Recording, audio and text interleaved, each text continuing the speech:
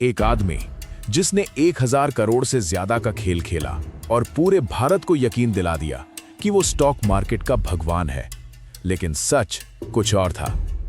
1990s का भारत, नया नया खुलता हुआ इकोनॉमी, लोगों को पहली बार स्टॉक मार्केट का टेस्ट मिल रहा था। और तभी एक नाम हर जगह छा गया, हर्षद मेहता। उसे लोग कहते थे बिग बुल। लेकिन सवाल है, एक साधारण मिडिल क्लास इंसान कैसे बन गया स्टॉक मार्केट का राजा? और क्या यह सक्सेस सच में सक्सेस थी या एक केयरफुली प्लान्ड इल्यूजन?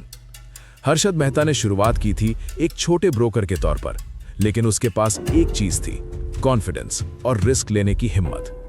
वो मार्केट को सिर्फ समझता नहीं था, वो उसे मैनिपुलेट करता था। और यहीं से शुरू होता है असली खेल। उस समय बैंकिंग सिस्टम में एक लूप होल था, रेडी फॉरवर्ड डील। ये एक तरह का शॉर्ट टर्म लोन सिस्टम था बैंक्स के बीच। लेकिन हर्षद ने इसी सिस्टम को हैक कर लिया। कैसे? फेक बैंक रिसीट्स, हाँ, नकली कागज, जिनके आधार पर वो बैंक से करोड़ों रुपए निकालता था। अब जरा सोचिए, अगर आपके पास अनलिमिटेड पैसा हो तो आप मार्केट को कैसे कंट्रोल करेंगे? हर्षद ने एग्जैक्टली यही किया। वो स्टॉक्स खरीदता था, मैसिवली। इतना खरीदता था कि स्टॉक की प्राइस आर्टिफिशियली बढ़ जाती थी।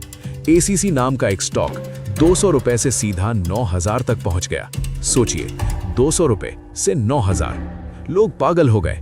हर कोई इन्वेस्ट करना चाहता था। क्यों?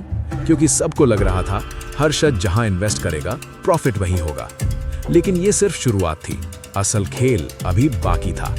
एक दिन एक जर्नलिस्ट सुचेता दलाल को कुछ गड़बड़ महसूस हुई। Unusual transactions, huge money flow. उन्होंने इन्वेस्टिगेशन शुरू की और फिर एक ऐसा सच सामने आया जिसने पूरे देश को हिला दिया। हर्षद मेहता बैंक्स के पैसे से स्टॉक मार्केट चला रहा था। रियल मनी नहीं, borrowed money. Fake system, fake growth, fake success. जैसे ही ये खबर बाहर आई, मार्केट क्रैश हो गया। लाखों इन्वेस्टर्स का पैसा डूब गया। बैंक्स को भारी नुकसान हुआ और हर्षद मेहता ओवरनाइट विलेन बन गया।